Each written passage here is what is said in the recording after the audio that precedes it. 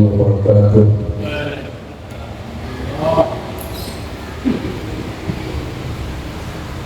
Alhamdulillah, wassalatu wassalamu ala asyrafil anbiya'i wal mursalin wa ala alihi wa sahbihi ajma'in. Asyhadu an la ilaha illallah wahdahu la syarika lah wa asyhadu anna Muhammadan abduhu wa rasuluh la nabiyya ba'dahu. Allahumma shalli ala Muhammad wa ala ali Muhammad kama shallaita ala Ibrahim wa ala ali Ibrahim wa barik ala Muhammad wa ala ali Muhammad kama barakta ala Ibrahim wa ala ali Muhammad. Amma ba'd. Hadirin wa hadirat jamaah Walaupun masih muslimin, maka kita akan bersyukur kepada Allah Subhanahu wa taala atas nikmat-nikmat yang telah memberikan semuanya. Di malam hari malam Selasa ini kita masih diberi Allah kesehatan dan nikmat Islam sehingga kita bisa menghadiri pengajian di malam ini. Semoga Allah SWT memberi kita semuanya kekuatan untuk mampu tetap istiqomah di dalam menuntut ilmu para ulama. Semoga salawat dan salam yang kita sampaikan kepada Nabi Muhammad SAW dari kepada-padanya pada sahabat-sahabatnya dan orang yang bersama dia.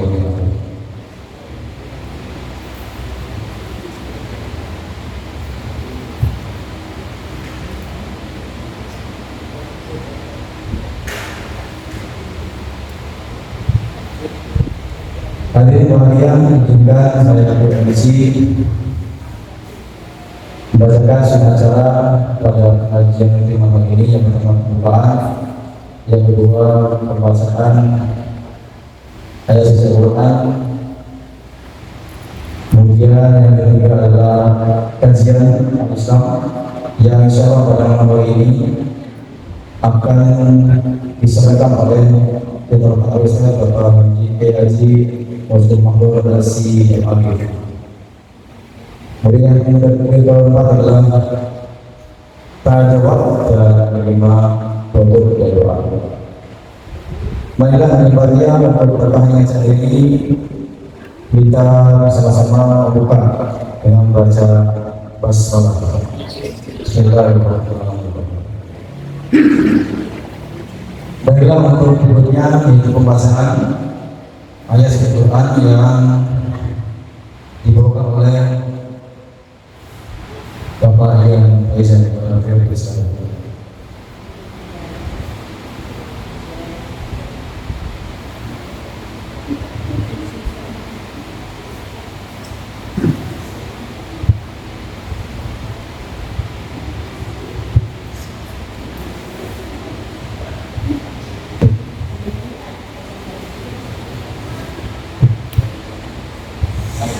Assalamualaikum warahmatullahi wabarakatuh. A'udzu billahi minasyaitonir rajim. Bismillahirrahmanirrahim. Al-hajju ashhurun ma'lumat.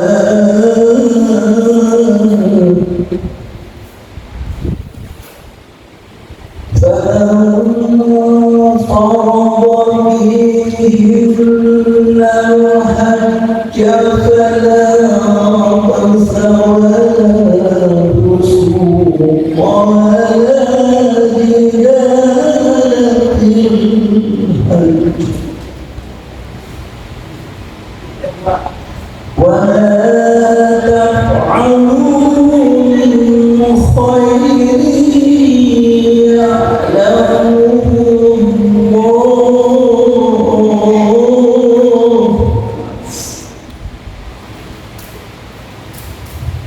وتزودوا فإن خير الزاد التقوى واتقون يا أولي الألباب.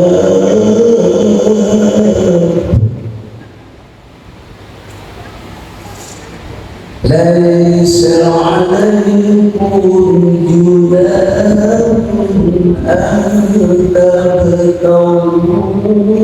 فضلا من ربكم فإذا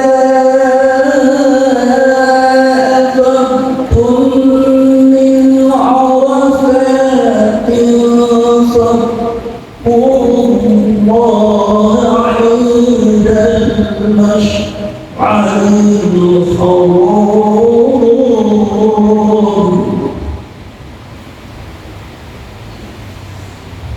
واذكروا الله عند المشعر الحرام واذكروه كما هداكم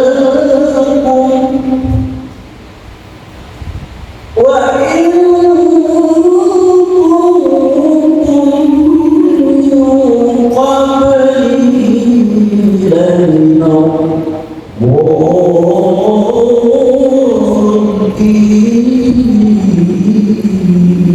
الضالين. صدق الله العظيم. Assalamualaikum warahmatullahi wabarakatuh.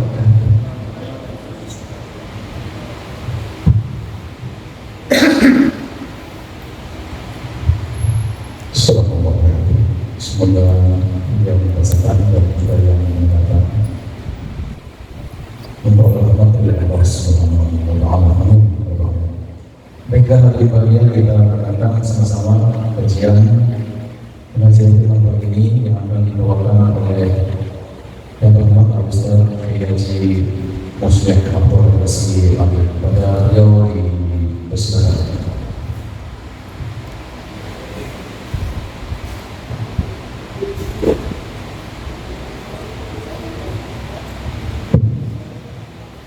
Assalamualaikum warahmatullahi wabarakatuh. Alhamdulillah wassalatu wassalamu ala rasulillah la hawla wa la quwwata illa billah. Rabbi shrah li sadri wa yassir li amri wahlul 'uqdatam min lisani yafqahu qawli. Subhanallah la ilma lana illa ma 'allamtana innaka antal 'alimul hakim.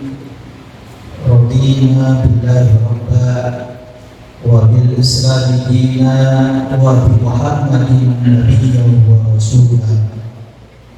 Amma dan sama-sama kita hormati dan kita muliakan Ketua DKM Masjid Baitul Muslimin Darul Muslimin Bapak Haji Dr. Ade beserta seluruh jajaran pengurus, Bapak dan sekalian hadirin dan hadirat yang dirahmati oleh Allah Subhanahu wa Ta'ala. Alhamdulillah pada malam hari ini kita bisa bersama-sama untuk bersilaturahim dalam rangka mengikuti salah satu kajian yang temanya insyaallah seperti yang dijelaskan oleh Pak Wahyu, temanya tentang menggapai kemuliaan di bulan Dzulhijjah.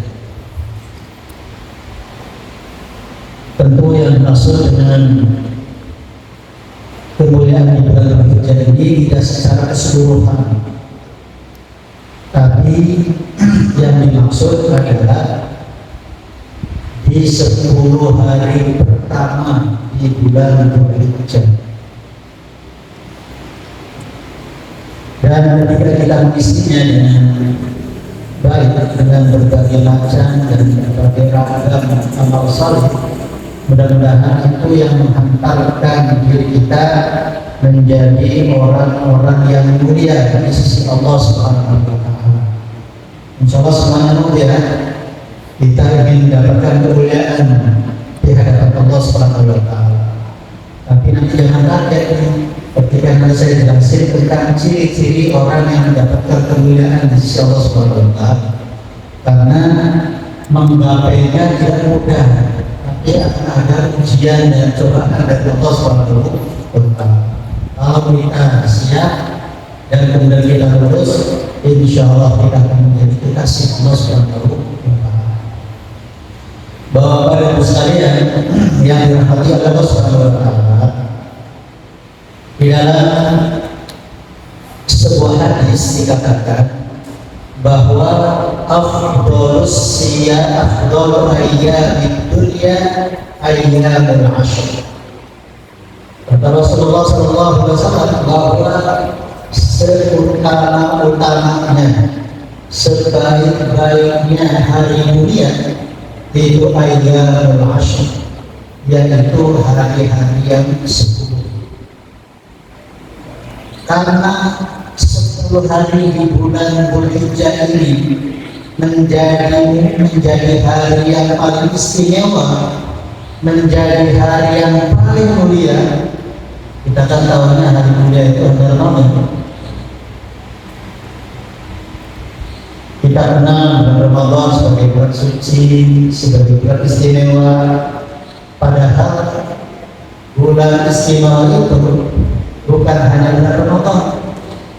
Karena Allah menginginkan kepada umatnya, kepada ciptaannya, agar dari tahap demi tahap ada terminal-terminalnya. Ramadan selesai, Allah buat 10 hari Dzulhijjah yang nilainya 3 kali lebih, tidak kalah penting daripada bulan Ramadan. Dengan tegas Rasul mengatakan afdhalul ayyamid dunya ayyamul ashr, bahwa seutama-utamanya hari-hari dunia itu adalah 10 hari pertama di bulan Dzulhijjah. Bapak dan sekalian yang dirahmati Allah Subhanahu wa taala, saking mulianya, saking istimewanya, sampai Allah Subhanahu wa taala bersumpah dengan 10 hari ini. Allah Subhanahu wa taala berfirman, wal fajr wa layalin ashr. Wal fajr demi waktu fajar, wa layalin ashr, dan malam-malam 10. Kemudian sahabat 15 seperti yang dikutip oleh Ibnu Katsir, yang dimaksud dengan layalin ashr itu adalah hari pertama di bulan Dzulhijjah. Tentu ketika Allah Subhanahu wa taala bersumpah dengan ciptaannya, itu Allah ingin memberitahu, ingin memberikan isyarat kepada kita bahwa ciptaannya itu mempunyai keistimewaan berbanding dengan makhluk-makhluk yang itulah Bapak sekalian, karena saking istimewanya, saking utamanya 10 hari di bulan Dzulhijjah itu, sampai Allah sendiri bersumpah dengan 10 hari yang pertama itu. Sekali wal fajri wa layalin ashr. Pertanyaannya, ada apa? 10 hari pertama itu sampai Allah bersumpah dengannya. Rasulullah mengatakan bahwa 10 hari pertama itu merupakan hari istimewa, hari yang paling istimewa yang ada di dunia ini. Alasannya yang pertama, bahwa di 10 hari bulan Dzulhijjah itu ada hari yang hari-hari itu adalah menjadi hari istimewa. Banyak orang yang sudah divonis masuk neraka itu dibebaskan oleh Allah Subhanahu wa taala. Itu yang pertama.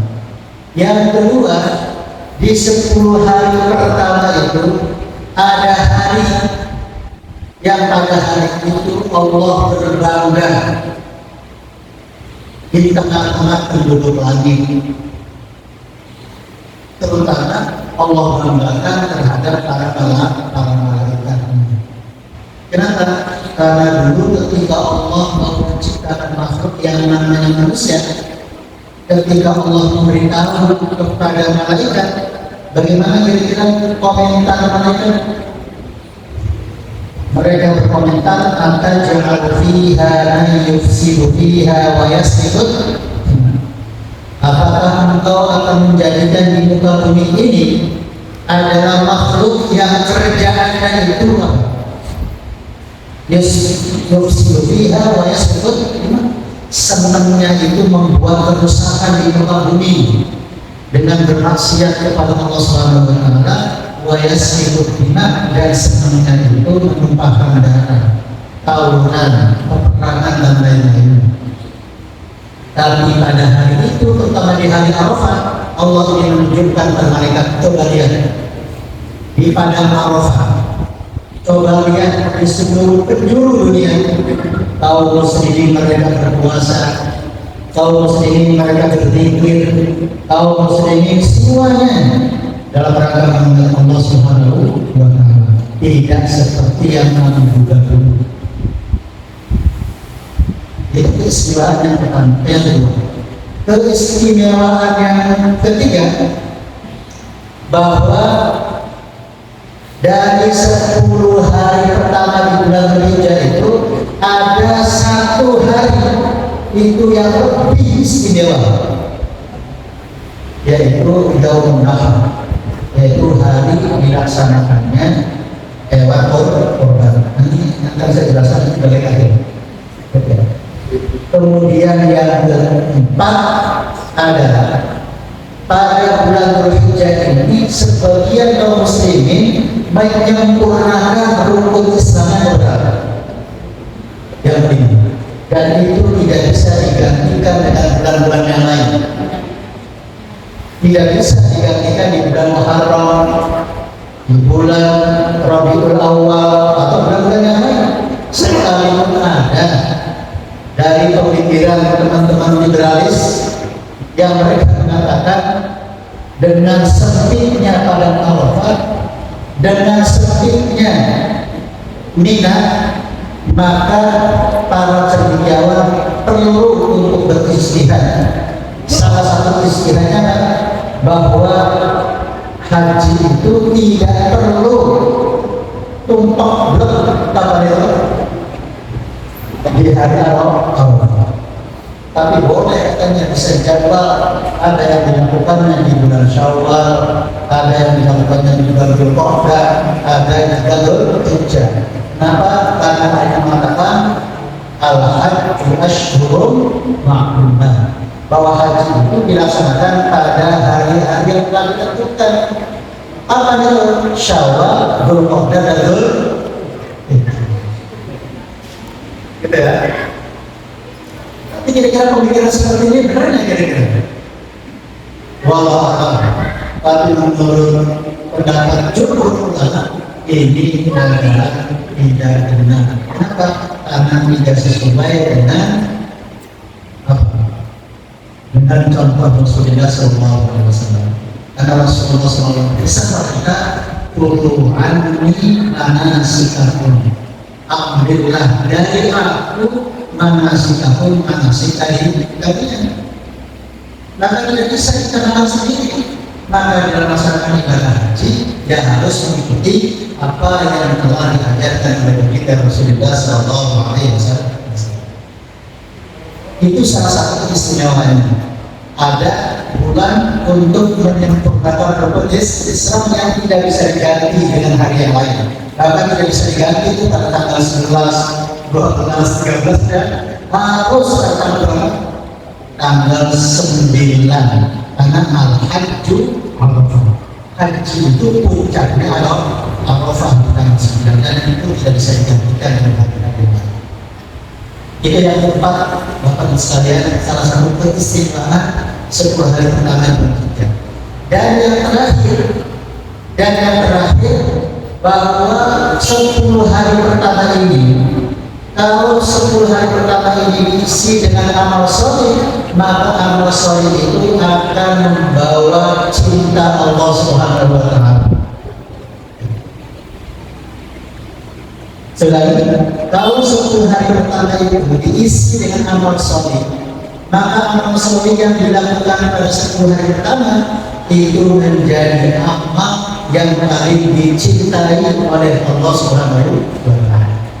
Tentu kalau amalnya dicintai oleh Allah, disukai oleh Allah Subhanahu wa Ta'ala, maka pelakunya gimana juga? Maka pelakunya adalah orang yang dicintai oleh Allah Subhanahu wa Ta'ala. Oleh karena itu 10 hari pertama di bulan Dzulhijjah ini dalam rangka menggapai kemuliaan di sisi Allah, maka jangan kita sia-siakan. Kalau yang kemarin pertama, oke lah, kita masih ada waktu berapa hari? Sekarang kita sudah masuk hari yang keempat ya sekarang. Kita sudah lewat 3 hari ini, benar 3 hari sudah kita isi yang sebaik-baiknya. Ya. Nah, apalagi barang sekalian, terutama nanti di hari Arafah. Kalau bisa getaran mereka itu disamakan frekuensinya dengan getaran kita. Kira-kira kalau mereka melaksanakan ibadah pada Arafah tanggal 9, dimulainya setelah zuhur, setelah tergelincir matahari sampai terbenam matahari. Mereka berzikir, mereka berdoa, mereka bermunajat. Bahkan doa di hari Arafah, amal di hari Arafah, itulah amal yang diangkat kepada Allah Subhanahu wa Ta'ala. Dan sebuah hadis katakan, "Fi yaumi Arafah turfa'u a'malu Allah." Pada hari Arafah itulah semua amal yang dilakukan pada hari itu diangkat di hadapan Allah Subhanahu wa Ta'ala. Untuk amal itu akan diperlihatkan, akan diangkat di sisi Allah, maka pertama kali hari Arafah jangan kita sia-siakan. Yuk kita samakan frekuensinya dan getarannya dengan saudara-saudara kita yang sedang menunaikan ibadah haji. Jadi kalau mereka zuhur, kita jangan berapa mereka sudah dalam ya, karena selisihnya itu cuma 4 jam. Ketika mereka mulai pada Arafah, mereka jangan zuhur, kita jangan 4. Nah, habis asar ini lah, kalau bisa dikasih ini kawan, dipeloporin, kita undang semua masyarakat kita untuk berzikir dan berdoa. Gitu ya, untuk apa? Untuk menyamakan getaran dan frekuensi dengan saudara kita yang ada di Arafah. Kalau mereka doanya dikabulkan, insya Allah kita yang ada di kita pun sudah mudah-mudahan akan mendapatkan doa yang mustajab insya Allah. Bapak sekalian yang dirahmati oleh Allah Subhanahu wa Ta'ala, ini ada sebuah hadis yang tadi yang saya sampaikan. Kata Rasulullah, "Ma min ayyamin", tidak ada hari al-amalus shalih yang pada hari itu dilakukan amal soleh. Apa sih amal soleh itu? Amal kebaikan. Macamnya banyak. Bisa dengan memperbanyak sholat, dengan memperbanyak tilawah Al-Quran, dengan memperbanyak sedekah, dengan bersilaturahim, dengan lagi semua bentuk amal soleh. Baik itu yang bentuknya ritual maupun amal sosial, baik yang bentuknya ibadah kepada Allah Subhanahu wa Ta'ala yang tata caranya sudah diatur oleh Allah melalui Rasulnya seperti sholat, puasa, dan lain-lain, atau bentuknya ibadah sosial, tetapi seperti memperbanyak sedekah, silaturahim, membantu orang yang sedang kesulitan dan lain-lain. Gitu ya. Kalau hari-hari itu istilah Rasul, apa kata Rasulullah? Ahabbu ilallah min hadhil ayyam. Tidak ada hari yang lebih dicintai oleh Allah Subhanahu wa Ta'ala min hadhil ayyam, dari hari-hari ini. Yakni yang dimaksud hari ayyam, hari-hari ini ayyamul ashr, yaitu hari-hari 10 di bulan Sampai kemudian para sahabat kepo. Mereka bertanya, para sahabat bertanya, kalau masalah-masalahnya kepo mereka bertanya, ya Rasulullah, wal jihad fi sabilillah, wal jihad termasuk jihad fi sabilillah. Rasulullah menjawab, qala walal jihad fi sabilillah, termasuk tidak jihad di jalan Allah Subhanahu wa taala. Jadi satu jihad yang merupakan ibadah puncak di dalam Islam itu tidak bisa mengalahkan amal soleh yang dilakukan di 10 hari di bulan Dzulhijjah. Saking apanya itu? Saking hebatnya. Illa rajulun kecuali laki-laki kharaja bi nafsihi, dia keluar dengan membawa nyawanya, wa malihi, dan membawa hartanya, karena dia berjihad dengan apa? Dengan jiwa dan harta.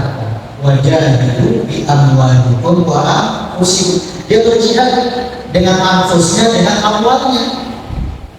Tapi falam yarji indalika bisyai'in, dan dia tidak kembali dengan tidak membawa apa-apa. Artinya apa? Artinya gugur di medan perang. Kecuali jihad yang seperti itu yang bisa mengalahkan amal soleh yang akan membawa kecintaan Allah Subhanahu. Masa kita tidak sayang gitu? Cuma 10 hari, kalau kemudian kita tidak bisa sebaik-baiknya, kita akan lepas itu. Dan menariknya, ketika Imam Ghazali mengomentari hadis ini, apa kata dia? Allah Ghazali, Inna Allah, sesungguhnya Allah, idza ahabba 'abdan, apabila Allah mencintai seorang hamba, ketika Allah mencintai seseorang, apa yang Allah lakukan? Ista'malahu fil awqatil fadilah bi faradil a'mal, maka Allah akan memberikan kemudahan untuk apa? Untuk melakukan amal-amal istimewa di hari-hari istimewa itu. Kalau kemudian kita ini dimudahkan oleh Allah untuk mengisi 10 hari pertama bulan Dzulhijjah, insya Allah itu tanda bahwa Allah sudah mencintai kita. Tapi sebaliknya, kata Imam Ghazali, wa idza maqatahu, dan ketika Allah tidak menyukai seseorang, ista'malahu fil awqatil fadilah, maka dia menggunakan, mengisi waktu-waktu yang istimewa itu bisa ini aman dengan perbuatan-perbuatan buruk. Apa alasannya? Liyakuna dzalika mawja'u fi riqabi. Alasannya karena Allah punya alasan. Nanti ketika Allah menyiksa nanti dengan siksaan yang lebih menyakitkan, itu Allah punya alasan. Sudah dikasih waktu yang sangat istimewa, tapi kemudian disia-siakan, bahkan diisi dengan amal-amal yang tidak. Maka ketika amal itu dilakukan pada bulan istimewa, maka dosanya akan dilipat gandakan. Sebagaimana ketika hari-hari yang mulia itu diisi dengan amal soleh, maka amal solehnya pun akan dilipat gandakan oleh Allah Subhanahu wa taala. Di dalam sebuah ayat Allah Subhanahu wa taala berfirman, inna iddatash syuhuri 'indallahi 12 syahran fi kitabillah yawma khalaqas samawati wal ardi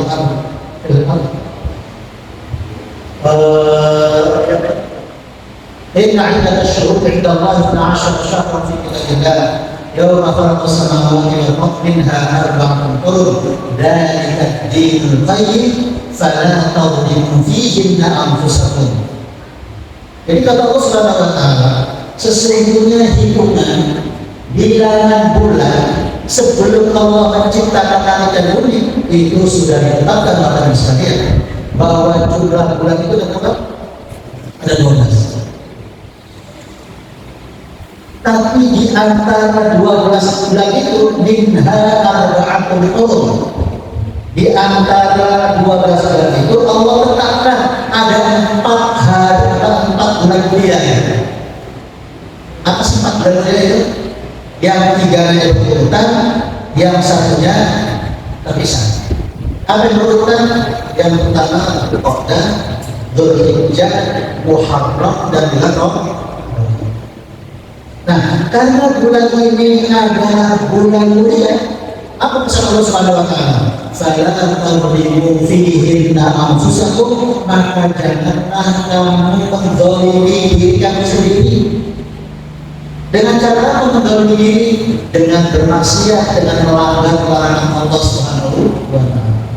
Melanggar larangan Allah, maksiat itu apa?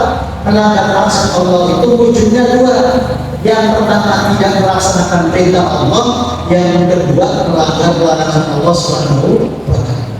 Karena tidak melaksanakan perintah dan melanggar larangan Allah itu pasti akan berdampak terhadap kezaliman terhadap diri sendiri. Nah, oleh karena itu Ibnu Abbas mengomentari hadis ini. Kalau kemudian Allah melarang untuk tidak berbuat zalim, dan kalau benar berbuat zalim pada 4 bulan yang mulia ini, maka dosanya akan dilipat gandakan oleh Allah. Apa dasarnya? Dasarnya beliau menukil satu ayat di dalam surat Al-Baqarah juga. Allah Subhanahu wa taala berfirman, "Yas'alunaka 'anil syahril haram qitalin qul qitalun fihi kabir." Jadi para sahabat bertanya, dan itu sudah disepakati oleh mereka bahwa 4 bulan mulia itu tidak boleh dilakukan peperangan, dan kalau itu dipaksakan melakukan peperangan, apa kata Allah? Fihi kabir, itu dosanya sangat besar. Mereka bertanya, yas'alunaka 'anil syahril haram qitalin fihi. Mereka bertanya tentang bulan haram yang di dalamnya dilakukan peperangan. Kemudian dijawab Allah, "Qul qitalun fihi kabir," bahwa perang pada bulan yang telah dimuliakan Allah Subhanahu wa taala, tapi itu dosanya besar. Nah, kemudian Ibnu Abbas menganalogikan, kalau bulan-bulan mulia itu diisi dengan kemaksiatan dosa besar, berarti kalau diisi dengan amal soleh, maka ganjarannya, pahalanya pun sangat besar, yang akan juga dikatakan oleh Allah Subhanahu wa taala. Bapak misalnya yang dirahmati Allah Subhanahu wa taala, sekali lagi mudah-mudahan seperti yang dikatakan membaca, kalau kemudian pada hari 10 bulan Dzulhijjah ini kita bisa mengisinya dengan berbagai amal soleh, syukur-syukur kita bisa puasa dari tanggal 1 sampai tanggal 9, kemudian malam-malamnya diisi dengan qiyamul lail, di siang harinya diisi dengan amal soleh, dengan tilawah dan lain-lainnya. Mudah-mudahan kalau itu bisa kita lakukan, mudah-mudahan itu tanda bahwa kita sedang dicintai oleh Allah Subhanahu wa taala. Tapi kalau kita tidak melakukannya, bahkan mengisinya dengan hal yang tidak baik, naudzubillah, kita bertobat, jangan-jangan kita sedang tidak disukai oleh Allah Subhanahu wa taala, sehingga kita sudah dikasih waktu istimewa, tapi kemudian kita menyanyikan. Bapak Ibu sekalian yang dirahmati Allah Subhanahu wa taala, itu tanda yang pertama Bapak Ibu sekalian. Tanda kalau orang mencintai Allah dimudahkan untuk mengisi bulan Dzulhijjah dan amal. Tanda yang kedua, di Allah saya tanya, tentunya kita akan menjadi orang yang mencintai Allah Subhanahu wa taala. Betul ya? Nanti satu yang harus kita lakukan. Yang kedua, kata Rasulullah dalam sebuah hadis yang diriwayatkan oleh Abu Hurairah, beliau meriwayatkan sebuah hadis begini: "Idza ahabballahu 'abdan," apabila Allah mencintai hamba, mencintai seseorang. Allah kemudian dia berkata kepada Jibril, ya Jibril, wahai Jibril, inni uhibbu fulana, saya mencintai si fulan. Kenapa? Karena di awal bulan Dzulhijjah dia melakukan banyak amal soleh. Fa'ahibbu, maka coba kasih tahu sama kedua agar mereka mencintai orang ini, agar mereka mencintai hamba ini. Kemudian karena ini instruksi dari Allah, maka kemudian apa yang dilakukan Jibril? Fayunadi. Kemudian Jibril mengundang, kemudian Jibril woro-woro, ya. Fayunadi Jibril, kemudian Jibril woro-woro fisai di tengah-tengah penduduk langit dengan mengatakan apa? Woro-woronya innallaha yuhibbu fulan, bahwasanya Allah mencintai seseorang. Fa'hibbu, maka cintailah mereka. Maka fa'idha ahabbahu ahlus sama, ketika penduduk langit mencintai seseorang, ahabbahu ahlul ardi, maka Allah akan menggerakkan semua penduduk bumi akan mencintai mereka. Jadi tandanya kalau orang itu dicintai oleh Allah, maka orang-orang soleh yang ada di muka bumi ini mereka senang dengan orang itu. Gitu ya? Mereka senang kenapa? Karena yang menggerakkan Allah Subhanahu wa Ta'ala. Allah menggerakkan penduduk langit agar mencintai orang itu. Ketika penduduk langit sudah mencintai seseorang, maka Allah menggerakkan penduduk bumi untuk mencintai orang yang mencintai Allah Subhanahu wa Ta'ala. Salah satu untuk menggapai cinta Allah tadi saya katakan adalah mengisi awal Dzulhijjah dengan amal soleh. Hadis berikutnya ada hadis yang diberikan oleh Abu Hurairah tentang indikator bahwa seorang itu telah dicintai oleh Allah Subhanahu wa Ta'ala. Kata Rasulullah sallallahu alaihi wasallam, idza ahabballahu 'abdan, apabila Allah telah mencintai hamba, mencintai seseorang, ibtalah, maka Allah akan mengujinya. Kenapa? Dengan ujian itu biasanya agar Allah mendengarkan tabarru'ahu akan rintihannya. Sejak berjalan saudara dan rintihan doa rakaat orang yang telah diuji oleh Allah itu rintihan yang paling disukai oleh Allah Subhanahu wa Ta'ala. Ketika diuji kebangkrutan malam hari kita menangis memohon kepada Allah Subhanahu wa Ta'ala. Ketika kita lebih sakit, keluarga kita ada yang kena musibah, kita merintih, kita meratap di hadapan Allah Subhanahu wa Ta'ala, berdoa kepada Allah Subhanahu wa Ta'ala.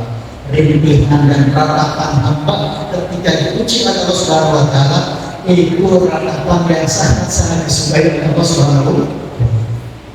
Maka Allah senang menguji siapa? Menguji hamba yang dicintai. Oleh karena itu Bapak Ibu sekalian, para sahabat soleh, para ulama dulu, kalau mereka tidak mendapatkan ujian, mereka nangis, mereka sedih. Kenapa? Khawatir jangan-jangan dia telah ditinggalkan oleh Allah Subhanahu wa Ta'ala. Jangan-jangan Allah tidak menyukainya. Karena tanda orang yang dicintai oleh Allah, yang disukai oleh Allah, pasti akan sering diuji oleh Allah Subhanahu wa Ta'ala. Makanya orang yang paling berat menghadapi ujian, menghadapi ujian siapa? Al-Anbiya, para kata Rasulullah SAW, inna asyaddan nasi bala'an al-Anbiya, orang yang paling berat menghadapi ujian siapa? Al-Anbiya, para nabi. Kenapa para nabi? Orang yang paling berat ujiannya, karena dia akan dijadikan contoh. Kalau kemudian tidak ada contohnya, ketika kita menghadapi ujian, siapa contohnya gitu? Tidak ada. Maka karena Nabi itu menjadi panutan, menjadi ikutan, maka Nabi adalah orang yang paling berat menghadapi ujian dari Allah Subhanahu wa Ta'ala. Kenapa? Satu, karena para Nabi adalah orang yang paling dicintai oleh Allah Subhanahu wa Ta'ala. Kalau mereka orang yang paling dicintai oleh Allah, pasti mereka orang yang paling banyak menghadapi ujian dari Allah Subhanahu wa Ta'ala. Sekali lagi, siap uji. Apa sekedar siap uji? Berarti kalau tidak siap uji dan tidak siap untuk mendapatkan kecintaan Allah Subhanahu wa Ta'ala. Benar kan? Oh, kita begitu. Itu ya. Nah, kemudian dilanjutkan lagi penjelasan lebih rincinya seperti yang dikatakan oleh sahabat Jabir bin Abdullah. Beliau meriwayatkan hadis dari Rasulullah SAW. Kata Rasulullah, innal 'abda yad'u Allah wa huwa yuhibbu. Sesungguhnya ada seorang hamba, ada seseorang berdoa kepada Allah, meminta kepada Allah Subhanahu wa Ta'ala, wa huwa yuhibbu, dan Allah mencintai. Dan Allah suka kepadanya. Kenapa? Karena Allah dan bekerja, dia berpikir, dia berdoa kepada Allah Subhanahu wa Ta'ala. Dan ketika itu dilakukan di awal bulan Dzulhijjah, karena itu amal yang dicintai oleh Allah Subhanahu wa Ta'ala dan Allah mencintai mereka. Maka yang Allah kata, "Fayaqulullah azza wa jalla." Kemudian Allah berkata kepada Jibril, "Ya Jibril, wahai Jibril, iqdi ibadi hadza hajatan." Hai Jibril, coba kamu segera penuhi itu apa yang dia minta. Hajatnya apa? Segera penuhi. Tapi tapi tolong ditangguhkan, jangan sekarang. Jangan sekarang. Biar nanti dikabulkannya, dia nanti diberikan hajatnya. Kenapa? Fa'inni uhibbu, karena sesungguhnya saya uhibbu alla azala sautan, karena saya sangat menyukai apa itu? Mendengarkan rintihan daripada suara hamba itu yang terus-menerus. Dia berangkat, meminta, berdoa. Allah senang mendengarkan hamba yang sudah berdoa. Kalau hamba itu jadi hamba yang dicintai.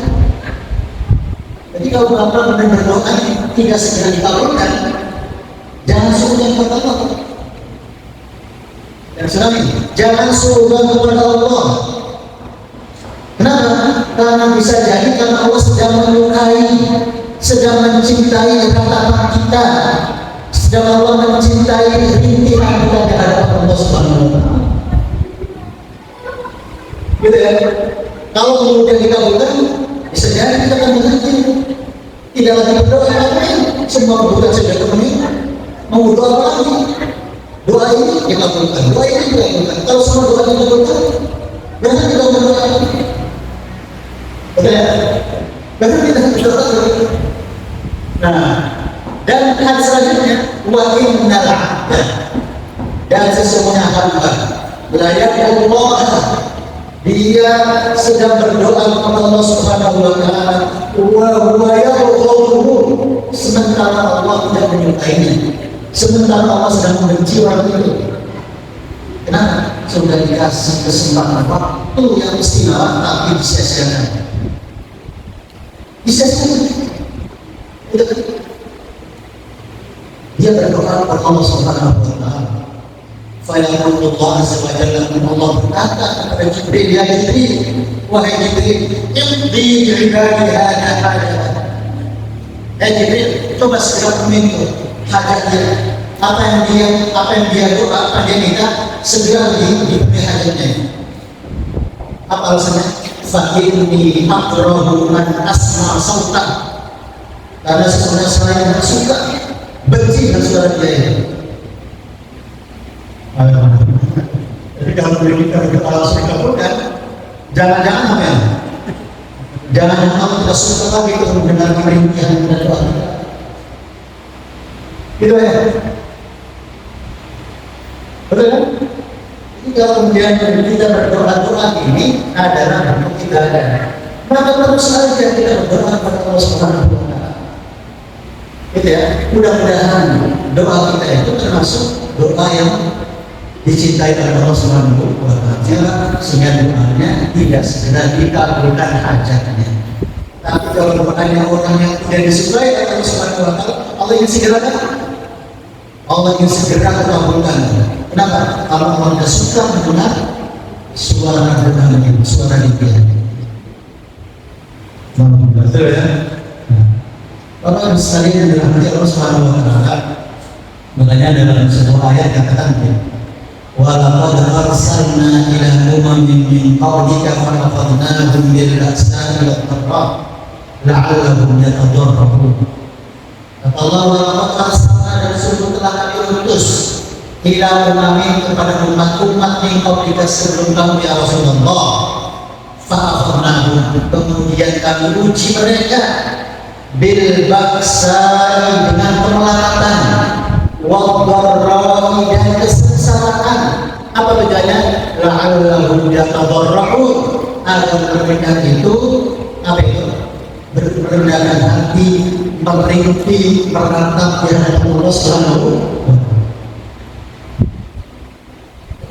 Dan tidak diuji dengan kekurangan uang, sulit mencari pekerjaan, serba kekurangan dan kesulitan, apalagi dengan berbagai macam kesengsaraan hidup. Itu Allah dan kekurangan. Tujuannya agar kita lebih dekat lagi kepada Allah Subhanahu wa Ta'ala, lebih banyak lagi merintih dengan Allah Subhanahu wa Ta'ala. Tapi kata Allah, falaula in ja'ahum ba'suna tadarru walakin qasat qulubuhum wa zayyana lahum asy-syaitanu ma kanu ya'malun. Tetapi kata Allah, mengapa mereka sudah diuji oleh Allah dengan berbagai macam kesulitan dan kesengsaraan, tapi mereka tidak mau merendahkan hatinya, mereka tidak mau merintih ke hadapan Allah Subhanahu wa Ta'ala. Apa penyebabnya? Walakin qasat qulubuhum, akan tetapi disebabkan hati mereka telah keras. Jadi kalau hati kita keras, tidak bisa menangis dari orang lain. Betul? Coba saya tanya, kita bisa menangis dari Allah Subhanahu wa Ta'ala? Kecuali kita sedang menghadapi kesulitan yang sangat berat. Tapi kalau dalam kondisi diuji dengan kesenangan, susah kita menangis dari Allah Subhanahu wa Ta'ala.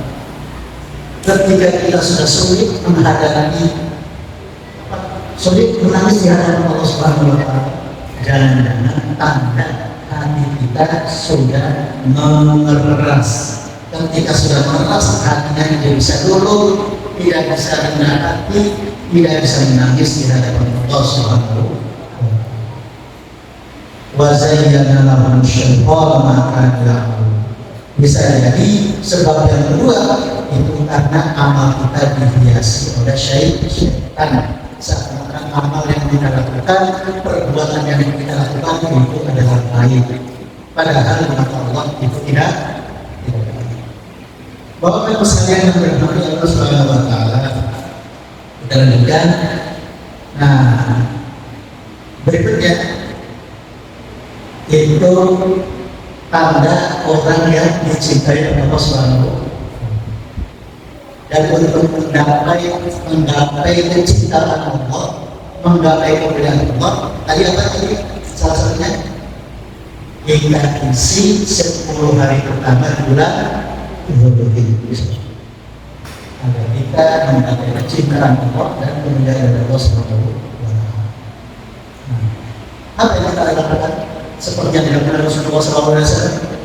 Yang pertama, di 10 hari pertama di bulan Dzulhijjah itu kita dengan memperbanyak zikir, memperbanyak zikir. Zikir apa yang diperbanyak? Adalah dengan membaca tasbih, tahmid, takbir, dan tahmid. Tahmid membaca perbanyak alhamdulillah, banyak bersyukur kepada Allah Subhanahu wa Ta'ala, dengan banyak mengingat nikmat Allah. ketika kita punya banyak nikmat Allah, akan mudah mulut kita untuk mengucapkan alhamdulillah. Tapi kalau kita tidak pernah mengingat nikmat Allah, sulit rasanya kita untuk bersyukur. Syukuri.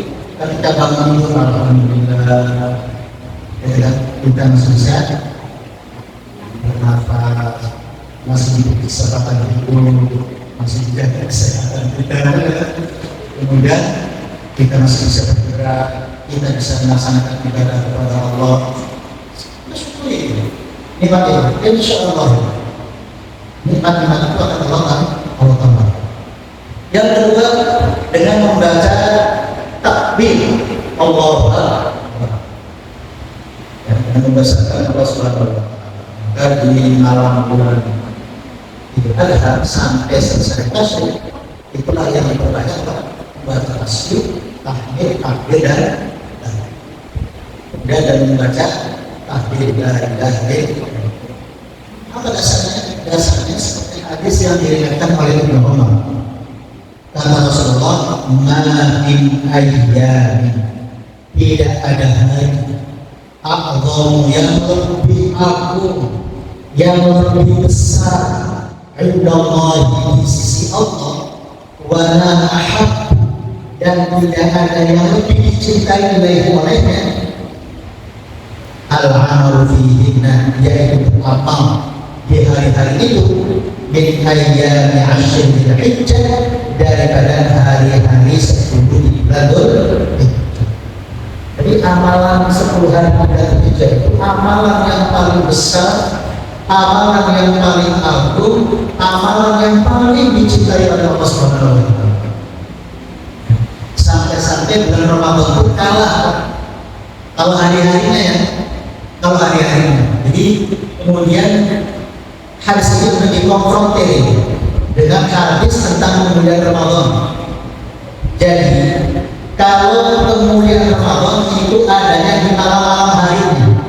Kenapa? Karena di situ ada Lailatul Qadar yang nilainya lebih baik dari 1000.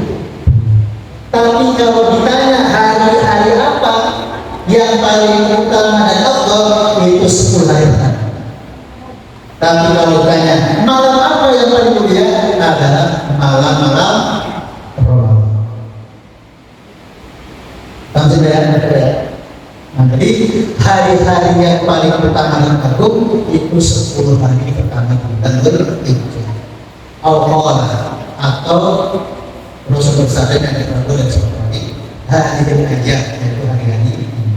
Oleh karena itu Rasul sering fa'amfiru, maka perbanyaklah fihinna, pada 10 hari pertama bulan Dzulhijjah itu at-tasbihah, tasbih, wal takbir dan takbir, wal tahmid dan membaca alhamdulillah, wal tahlil dan membaca la ilaha illallah.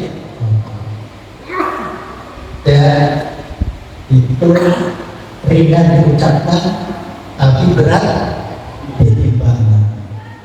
Dan wajar kalau kemudian diucapkan tapi berat timbangan, wajar kalau Allah sangat mencintai zikir ini.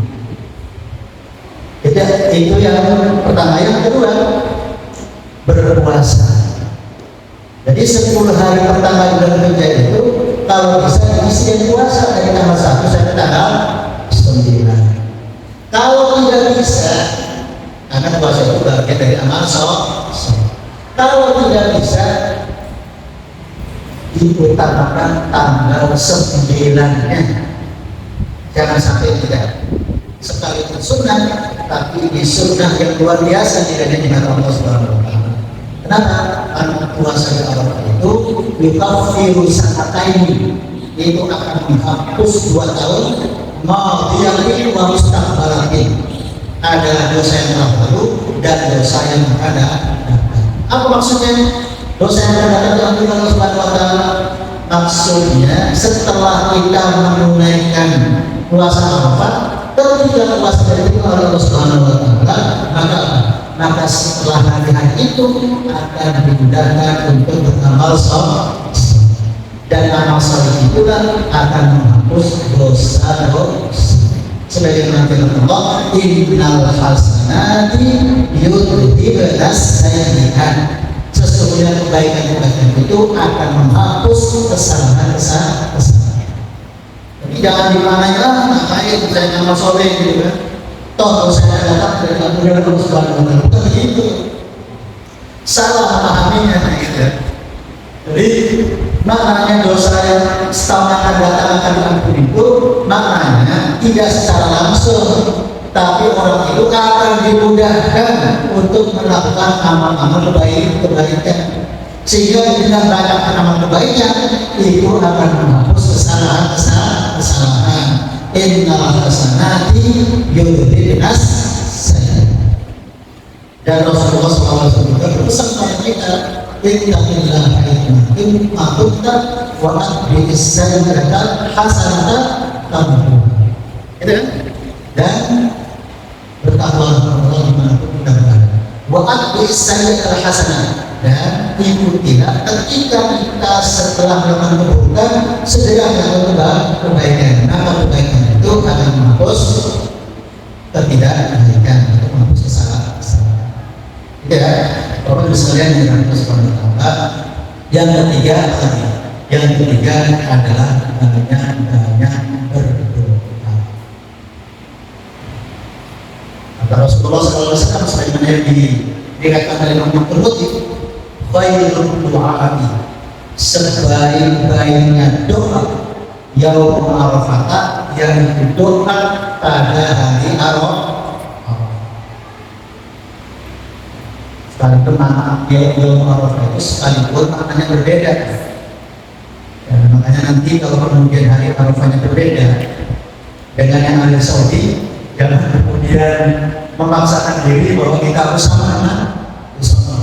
Ikuti yang ada di sini. Kira-kira hari Arafahnya kapan? Jadi kita hari Arafah kita. Mana hadis itu yaum Arafah, hari Arafah. Tentu yang hari Arafahnya Saudi dengan hari Arafah kita mungkin bisa jadi berbeda. Tapi alhamdulillah pada kali ini sama. Beda kan? Oh beda juga? Atau beda? Ya udah, kalau beda yang dimana kita samain dulu, nanti besoknya kita berdoa juga. Ya, khairul doa yang Arafah, sebaik-baiknya doa adalah hari Arafah. Wa khairu ma qultu ana wan nabiyyuna min qabli, dan sebaik-baiknya apa yang saya baca oleh saya dan para nabi, apa itu? La ilaha illallah wahdahu la syarika lahul mulku wa lahul hamdu wa huwa ala kulli syai'in qadir. Apa ya? Sudah juga tadi. La ilaha illallah wahdahu la syarika lahul mulku wa lahul hamdu wa huwa ala kulli syai'in qadir. Ini kita biasakan adalah bikin sholatnya itu diperbanyak itu adalah bacaan yang dibaca oleh Nabi dan para Nabi. Itu selalu memperbanyak doa, memperbanyak kalimat. Itu yang ketiga, kita memperbanyak doa. Dan dalam hadis lain disebutkan ada Rasul yang mengatakan la ilaha illallah wahdahu la syarika lahu mulku wa lahul hamdu biyadihil khair wa huwa ala kulli syai'in qadir. Tapi dalam riwayat Ahmad itu ada tambahan biyadihil khair. Ini kalimatnya sama seperti Allah. La ilaha illallah wahdahu la syarika lahu mulku wa lahul hamdu biyadihil khair wa huwa ala kulli syai'in qadir. Silakan ini ya, yang pertama itu. Nah, tadi yang saya sampaikan, salah satu kenapa kemudian 10 hari pertama itu adalah hari yang sangat istimewa, karena pada hari itu Allah banyak membebaskan orang-orang yang sudah divonis masuk. Jadi kalau bahasa kita ya kan, kalau orang banyak mendapatkan remisi, mendapat pengampunan, namanya apa ya? Remisi ya. Itu pada 10 hari pertama ini Allah banyak memberikan remisi Orang-orang yang sudah divonis masuk neraka banyak yang dibebaskan oleh Allah Subhanahu wa taala. Oleh karena itu kita banyak mendoakan orang tua kita, nenek dan kakek kita yang sudah meninggal, kita doakan. Dan mereka dibebaskan oleh Allah dari siksa kubur. Tidak. Wa annahu la yakunu thumma yubadihi al-malaikatu sudah jelaskan bahwa hari ini Allah sedang membanggakan di tengah-tengah penduduk langit, di tengah-tengah para malaikat. Dan yang keempat terakhir adalah berkurban. Dan itu merupakan amalan yang paling utama. Jadi kan tadi 10 hari pertama ya, tapi ada lagi dari 10 hari pertama itu amalan yang paling utama. Apa itu? Yaitu berkorban. Makanya dalam sebuah hadis dikatakan inna a'dhamal ayyam, sesungguhnya hari-hari yang paling agung inna Allah subhanahu wa ta'ala, menurut Allah subhanahu wa ta'ala, yaumun nahri, yaitu hari penyembelihan kurban. Thumma yaumul qurri, kemudian hari pemangkas daging. Jadi apa itu? Yaitu ayyamut tasyrik. Jadi katakan tasyrik itu dari kalimat syarraq wa yusyarriq, menjubur dari perkataan. Jadi kenapa tanggal 11, 12, 13 dikatakan hari tasyrik? Karena umumnya di padang pasir sono pada 3 hari ini adalah penuh dengan jembaran daging. Maka dikatakan hari tasyrik, hari penyembelihan daging kurban.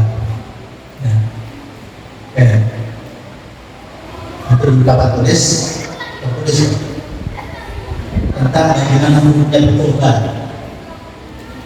Kurban itu menurut ulama ada 2. Ada yang mengatakan wajib, ada yang mengatakan sunnah muakkadah. Sunnah yang mendekati kewajiban. Salah satu ulama yang mewajibkan kurban itu salah satunya gurunya Imam Malik, namanya Syekh Rabi', Imam Al-Auzani, dan Imam Abu Hanifah. Mereka mengatakan bahwa berkorban itu hukumnya wajib. Apa alasannya? Alasannya 2. Yang pertama, firman Allah, inna a'tainaka al-kautsar fasalli li rabbika wanhar. Kata Allah, inna a'tainaka al-kautsar, sesungguhnya saya sudah memberikan al-kautsar dengan pemberian yang sangat banyak. Bukan al-katsir. Kalau al-katsir itu bisa dihitung, tapi kalau al-kautsar itu kita tidak bisa menghitung dari pemberian Allah Subhanahu wa taala. Allah wa in ta'uddu ni'matallahi la tuhsuha. Kalau kamu menghitung dan mengkalkulasi nikmat Allah, maka mungkin bisa dikalkulasikan. Mungkin bisa dihitung bersama. Sangat banyak.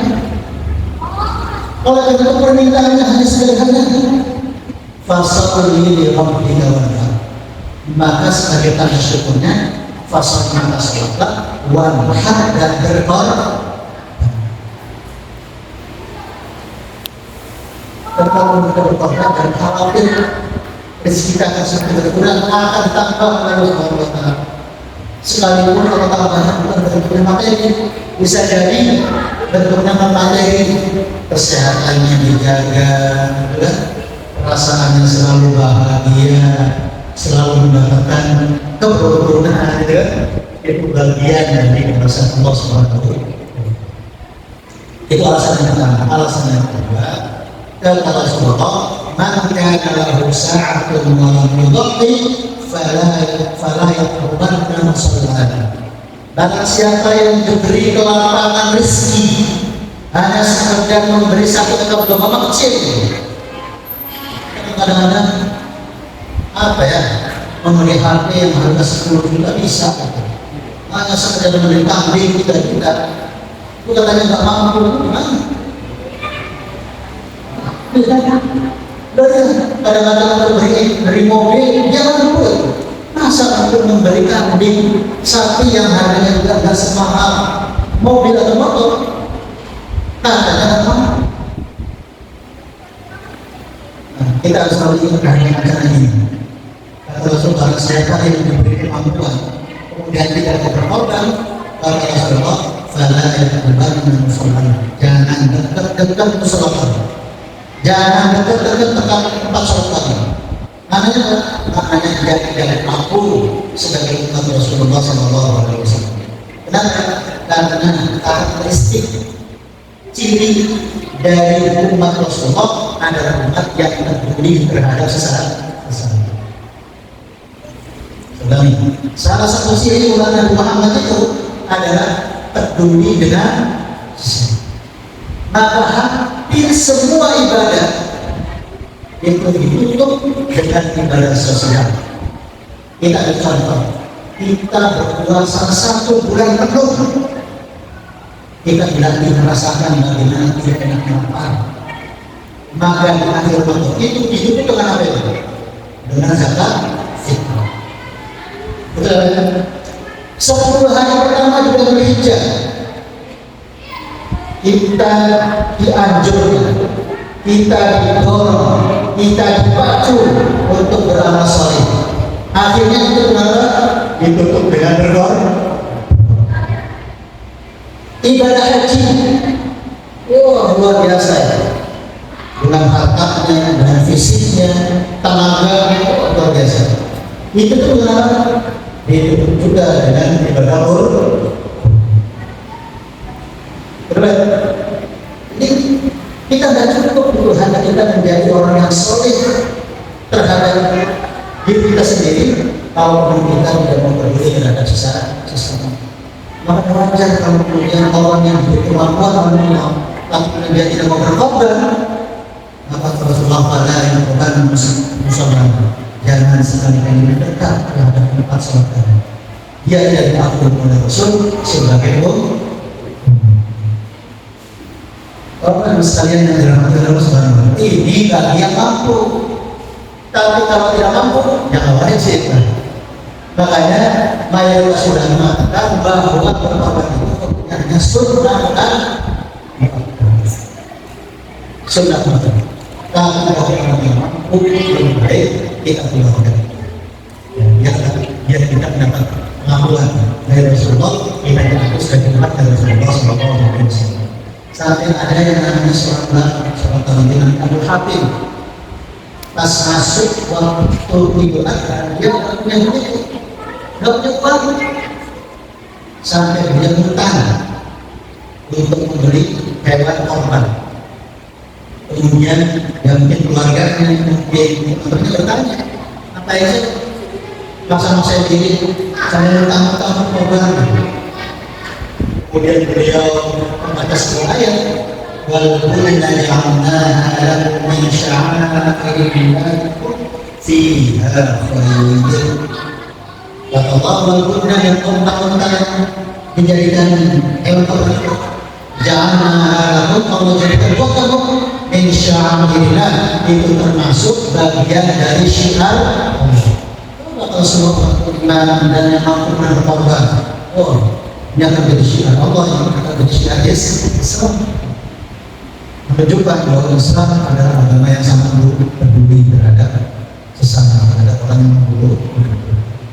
Nah, yang menarik kemudian oleh Tuhan digarisbawahi lakum fiha khair, bahwa di dalam hewan korban itu ada banyak kebaikan buat kalian.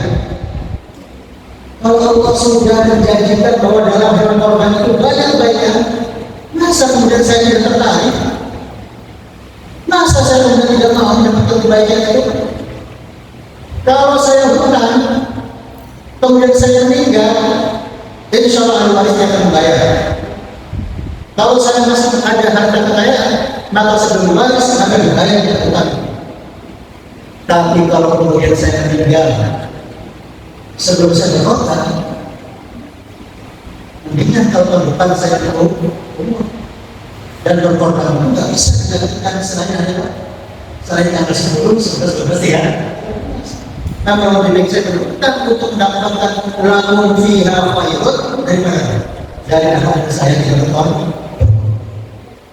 Karena ayatnya juga sepakat mendapatkan Abu Hanifah dan mengatakan bahwa berkorban itu hukumnya wajib bagi yang mampu.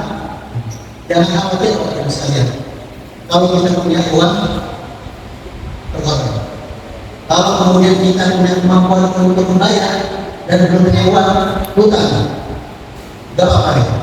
Asal kita punya keyakinan, kita bisa membayar, dan itu salah satu alasan kenapa kemudian bahwa arisan korban itu punya loh, itu salah satunya berpengaruh. Baik, Bapak sekalian dari Allah Subhanahu Wa Taala, atau mohon saya ini satu dalam bersedekah ya, cukup dan mudah-mudahan ini sekedar mengingatkan ya kita semua. Mumpung kita berada di 10 hari yang istimewa, maka jangan sia-siakan. Dan kalau kita bisa mengisinya, itu adalah tanda bahwa kita sedang mendapatkan kecintaan Allah. Kita sedang menggapai kemuliaan Allah Subhanahu wa Ta'ala. Itu saja yang bisa saya sampaikan. Aku berdoa wassalamualaikum warahmatullahi wabarakatuh. Terima kasih dan kita masuk ke sisi beliau. Maka ada yang tangan dengan Pak Ian atau dulu mau bobo.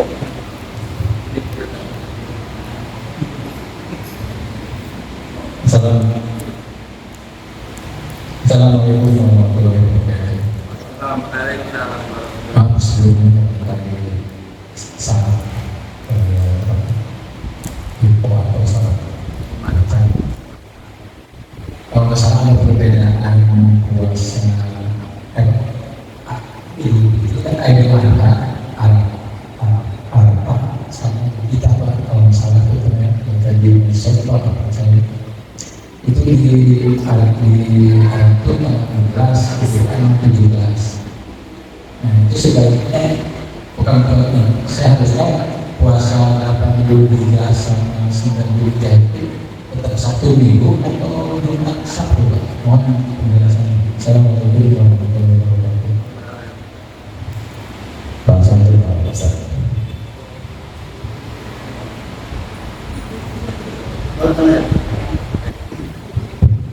Jadi untuk menentukan awal bulan,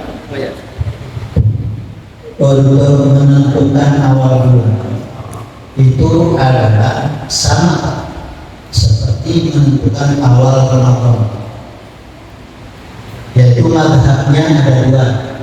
Ada mazhab matlaqul wahid, ada mazhab adadul maqamid.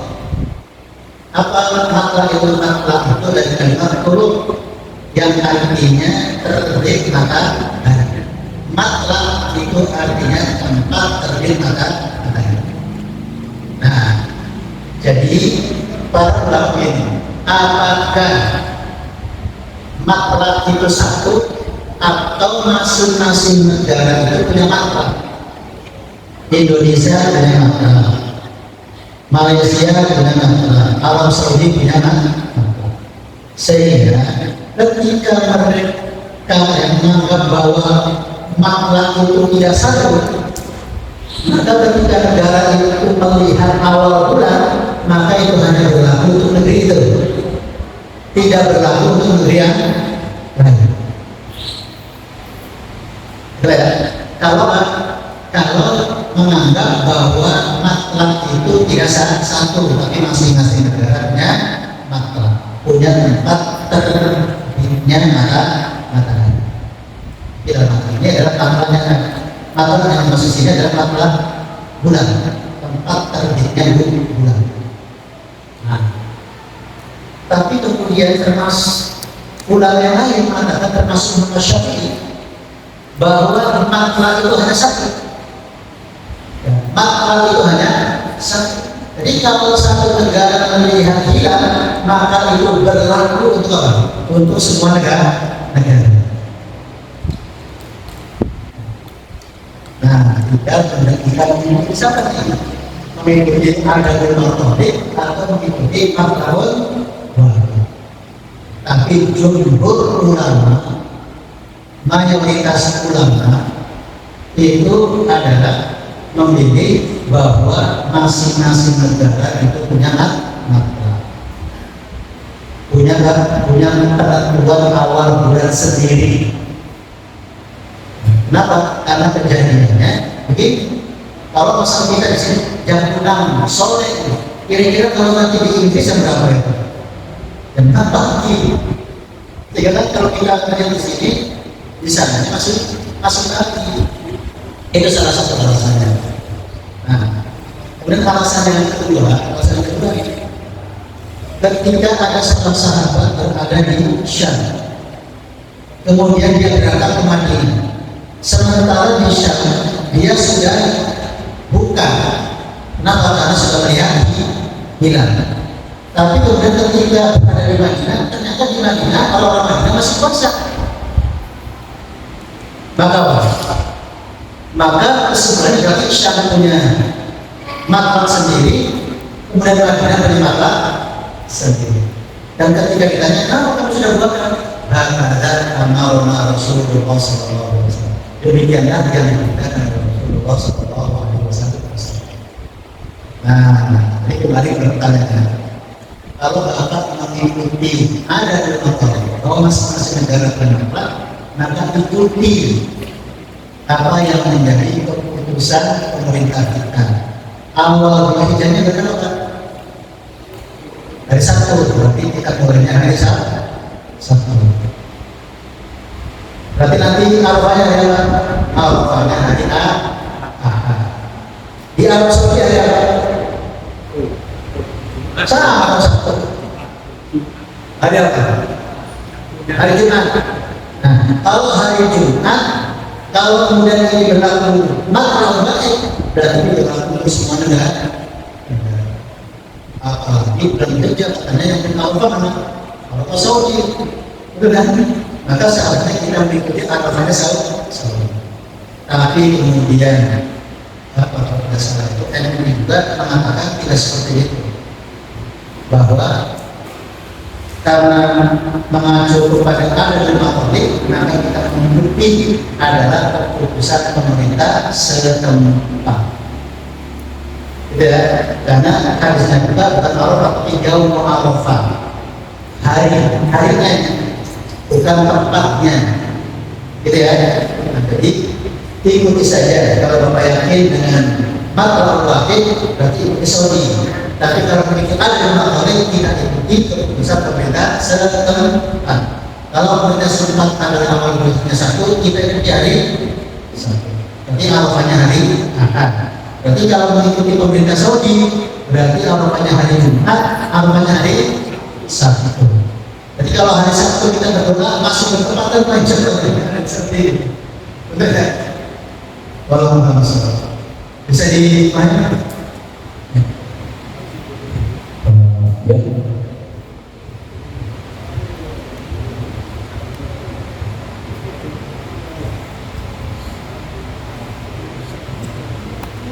Assalamualaikum warahmatullahi wabarakatuh. Bertanya tentang rukun Islam. Jadi Ustaz, haji. Apabila seseorang sudah berniat naik haji dan sudah terdaftar tercatat sebagai kuota haji, ketika suatu saat untuk pemberangkatan seseorang itu ada suatu halangan, ada beberapa faktor, misalnya tentang kesehatan atau kematian, atau juga faktor biaya yang tidak bisa memenuhi sehingga batal untuk berangkat haji. Pertanyaan saya, apakah pandangan Allah atau firman Allah mereka itu gagal haji sudah termasuk melaksanakan ibadah haji atau tidak? Mohon penjelasan. Assalamualaikum warahmatullahi wabarakatuh.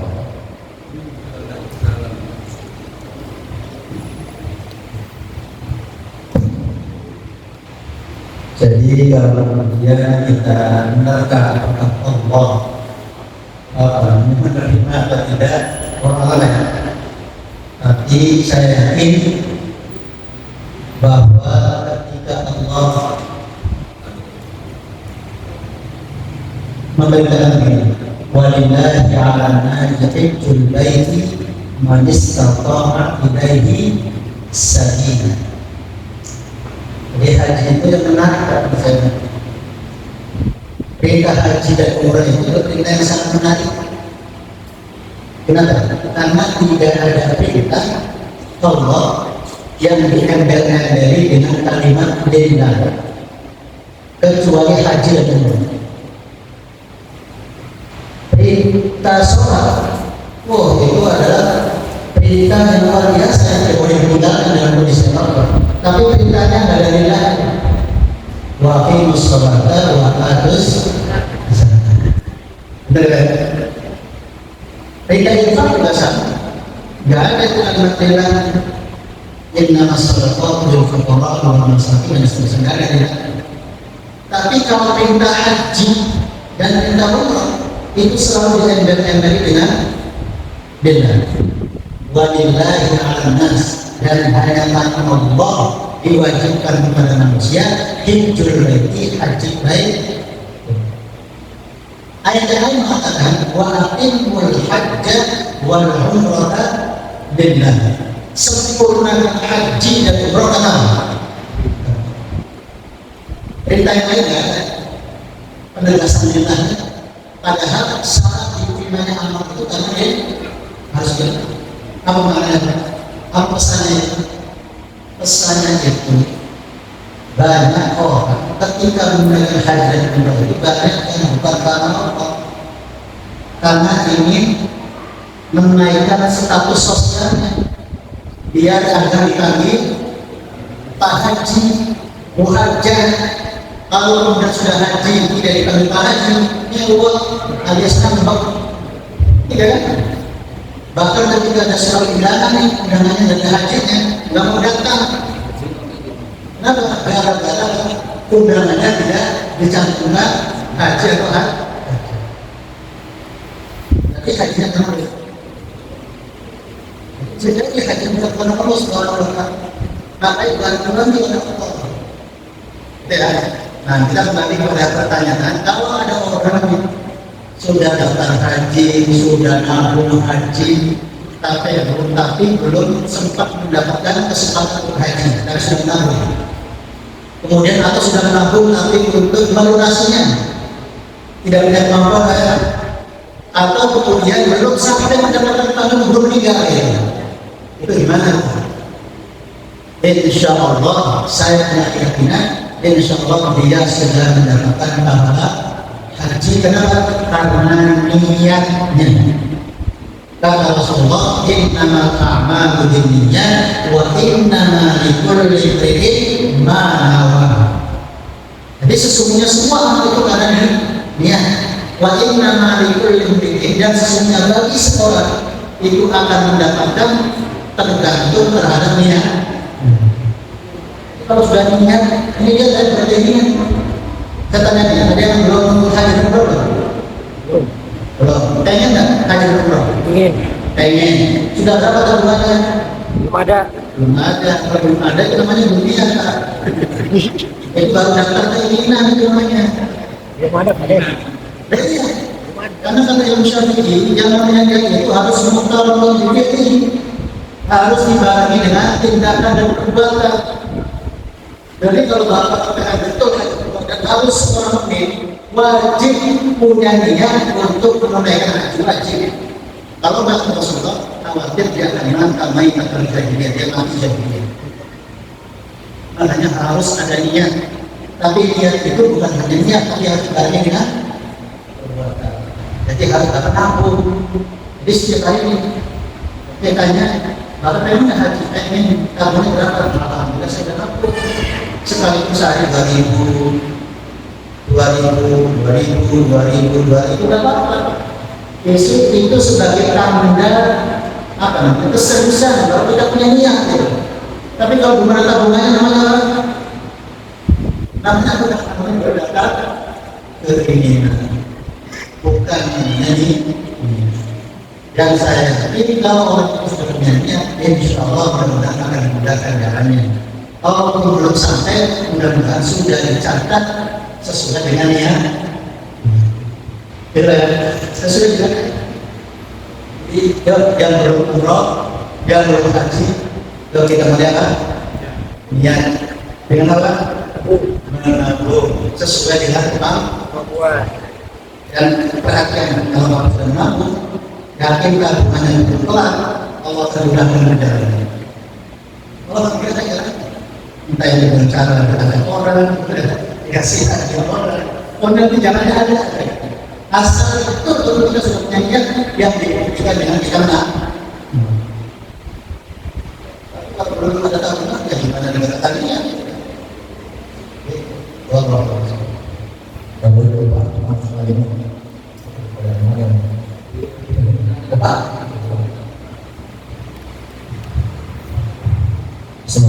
Assalamualaikum warahmatullahi wabarakatuh. Mohon maaf mau bertanya untuk masalah pelaksanaan haji dengan umroh. Kalau dulu mungkin pelaksanaan haji itu cepat, artinya waktu begitu daftar mungkin dalam 1 tahun atau sudah bisa jalan. Tapi sekarang berbeda, karena daftar tahun sekarang mungkin berangkatnya 7 tahun yang akan datang. Nah, 20 kan. Nah, dalam kondisi ini nilai atau apa ya istilahnya bobot dari pelaksanaan itu bagaimana? Karena ini sudah tidak relevan dengan yang awal-awal seperti itu.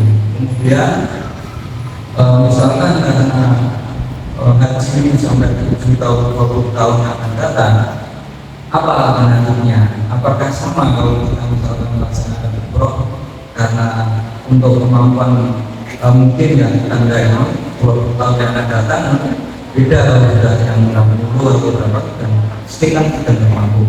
Demikian mohon penjelasan. Jadi perintah haji dan umroh itu perintahnya sama.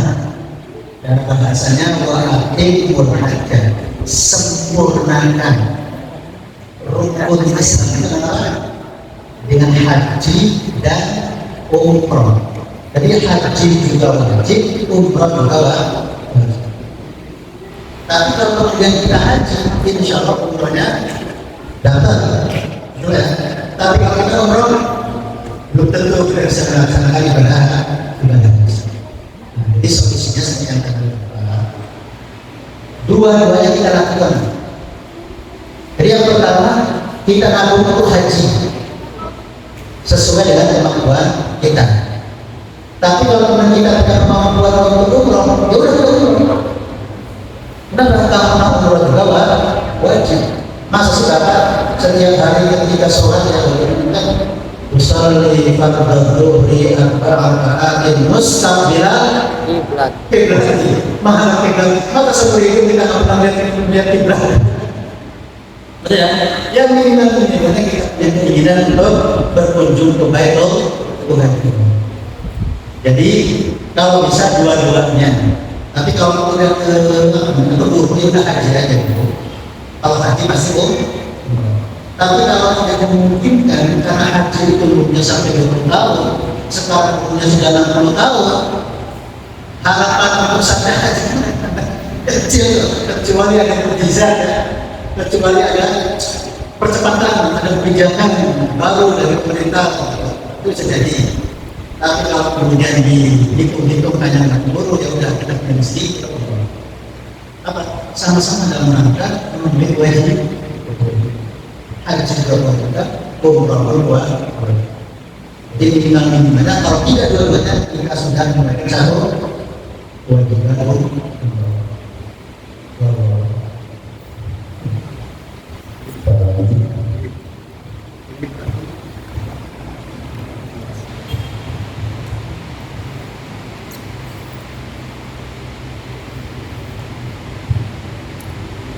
Assalamualaikum warahmatullahi wabarakatuh.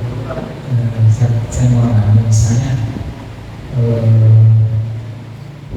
niat untuk berkurban itu bagus sampai misalnya besok pas hari raya kurban kita sebenarnya belum ada gambaran dan bahwa kita akan mampu untuk berkurban, dan juga pas sehari sebelum rezeki yang atau ada sesuatu yang lain sehingga kita naik berkorban sehari sebelum untuk sehari itu masih bisa atau batas waktunya apa sih orang untuk berbulan batasan waktu batasan seperti Jadi batasannya sampai akhir hari tasyrik. Jadi akhir hari tasyrik itu selesai sampai sebelum maghrib tanggal 13. Tanggal tasyrik kan 3 hari ya, tanggal 11, tanggal 12, tanggal 13. Berarti waktu korban itu sebenarnya cukup lama, 4 hari. Jadi Idul Adha tanggal 10, 11, 12, 13. Nah, sebelum melampaui tanggal 13, kalau hitungan dalam bulan itu kan maghrib ya. Jadi kalau tanggal 13 sebelum maghrib ini masih bisa kita lakukan penyembelihan korban. Jadi kalau batas bisa dikatakan sampai sebelum maghrib tanggal 13 hari tasyrik. Begini,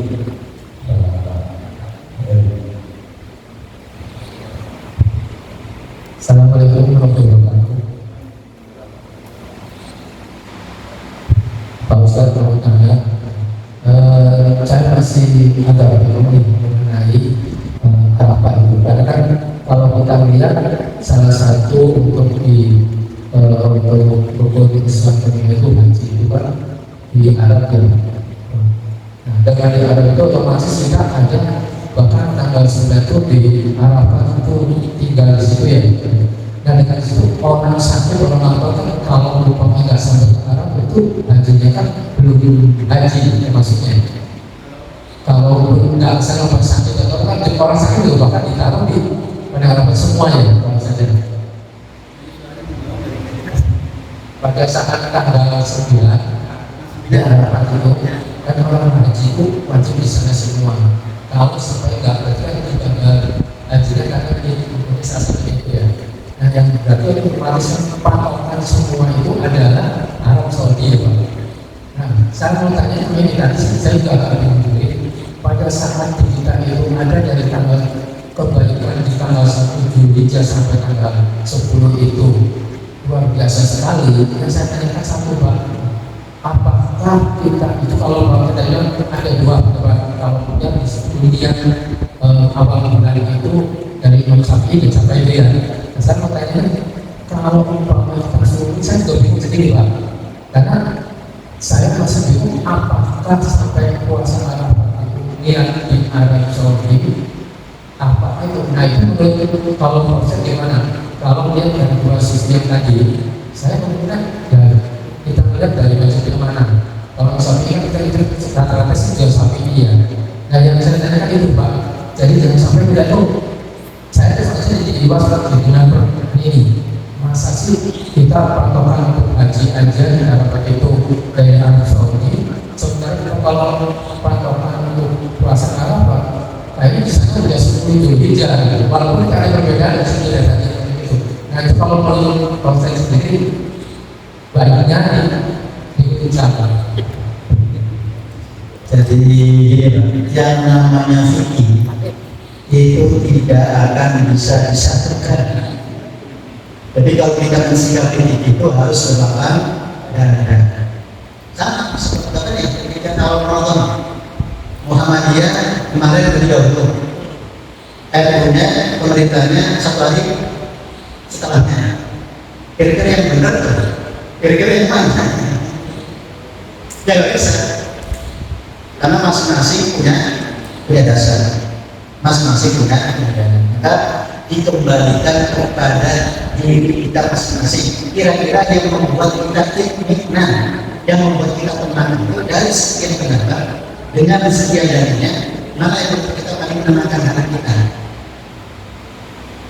Jadi kalau memaksakan juga nggak bisa. Yang punya orang Arab Saudi, ya sekarang itu kan nggak bisa begitu. Nggak bisa begitu. Kenapa? Karena penentuan. Karena penentuan itu kan sama kayak dengan tanggal 9 kan. Ayatnya tanggal 9 kan. sama dengan ketentuannya dari awal Ramadan. Ya, tapi karena beda cara pandangnya, maka berbeda akan mengambil keputusan. Nah, karena tidak ada begitu. Jadi ada yang mengatakan yang bisa yang punya awal yang harus kita berkali. Ikuti makrabon, wah, tapi dunia ini hanya punya satu makra. Dalam hal ini hanya Saudi. Kalau Saudi sudah menetapkan tanggal 1, berarti berlaku buat semua seluruh dunia. Salah? Enggak. Ya, tapi kalau ada pendapat ulama mengatakan bahwa masing-masing negara punya makra, ya nggak bisa disalahin. Ya, tinggal kita kembali kepada diri kita masing-masing. Kira-kira dari kedua pendapat ini mana yang membuat kita tenang, nyaman dengan pendapat ini? Itu ya. Ya. Cukup Pak Mulia, saya sudah lebih biasa dengan pertanyaan yang disampaikan. Mungkin yang belum mungkin secara capit. Baik, Bapak Ibu, tanggal tersebut dan mereka dengan tutup kajian malam ini dengan sama-sama membaca hamdal dan doa bersertis. Alhamdulillahirobbilalamin. Subhanallah wa bihamdihi asyhadu an la ilaha illa anta astaghfiruka. Kami sama sini maaf seluruh kekurangannya.